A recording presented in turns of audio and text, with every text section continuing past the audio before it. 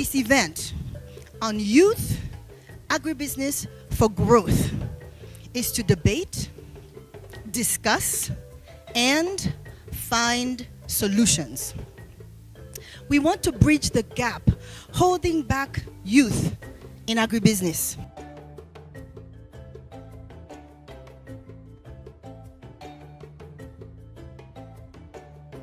%83% of our young people in our country, the educated ones, 83% of them are unemployed. And this is a story that cuts across the regions where ICCO operates. And what does this mean? We are idle. We are hopeless in the sense that we don't see what is going to happen to us, what we are going to do. For the longest time, it has been the politicians or the technocrats who sit down and develop policies that they think the youth need and the likes. They do not talk to the youth, they do not engage the youth to find out what are your challenges, how can we make it better for you. But they'll sit down and come up with ideas theoretically or on what they think the challenges youth are going through and how they can address it. But I think youth have the answers. So in terms of policy engagement, FAO has been supporting the Ministry of Agriculture, Livestock and Fisheries in developing the Youth in Agribusiness strategy, which was unveiled last year. My colleagues from Uganda, my colleagues from Kenya, you confirm that a lot of funds for youth in these two countries have been wasted. If you go into the ground, you don't see big impact. So this is not the time for talking about policies, plans, frameworks, donors, strategies. This is the time to move with the youth. As I said, the point of intervention does not necessarily have to be the point of targeting. We don't need to work with so many youth or smallholders. We need to define intervention areas where we put all our funds, our efforts, and stimulate the pull effect. With a topic that youth in agribusiness that is considered as important by everyone. I mean, there's a youth in agribusiness strategy developed in Kenya. Everyone talks about it. Everyone says, yes, there's a 1 million people coming to the labor market every year, and we have to do something about it. But where are the good examples? Who are the players that we can learn from? Who knows how to lead these programs?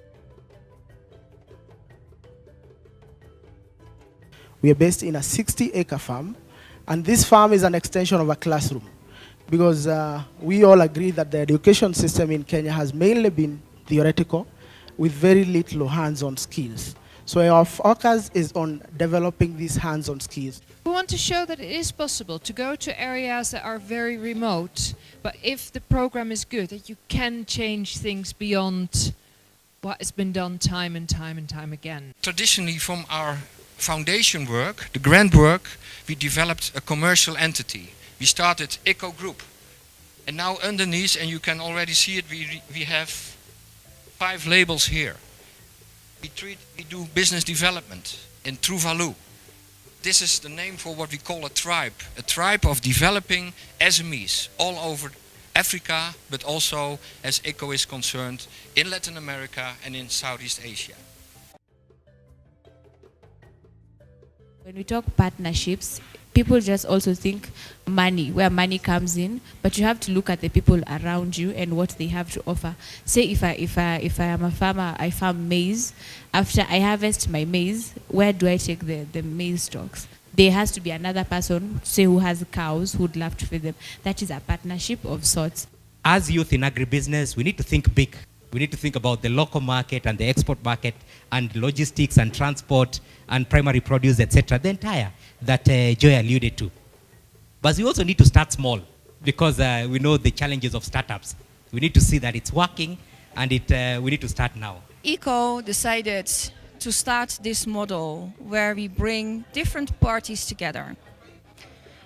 The smallholder farmers, youth, women, connecting them to microfinance institutions, and then connecting them to a market where they can sell their produce and where their produce is also being processed. So we work with all these 3 components, and I call that the triangle. It's a golden triangle where all these elements come into play. When the mechanism works well, everything works for good. I think for me, it's a question of what sort of partnerships do we develop? Because unfortunately, we meet in such forums and we exchange contacts and this communication ends there. It's a question of how do we come together and develop strategies that are actually sustainable for the industry. One might ask, after this very good meeting we had today and we were empowered and encouraged, but what is the next step? Well, I saw a few very interesting actions written on the wall in this room, but maybe take out two. One is listen to the youth themselves. What do they want? What do they feel is important? Because sometimes we as an older generation, and I want to feel young, but I have children myself, I have to listen to my children. What do they feel is important? How do we organize that? In youth platforms, and also ask them what they really need, because they know their needs. I learned that. That's one thing. And the second one is more on a technical level. There's a lot of grant money going around, but we need investment money. But organizations like ICCO are able to sit in between these investors and these donors, because we are used to donor money, but we can transform this donor money into investments in this agriculture sector, into these youth employability programs. And I think that's a very nice way to work out, to create together with the partners the viable projects which will achieve this issue.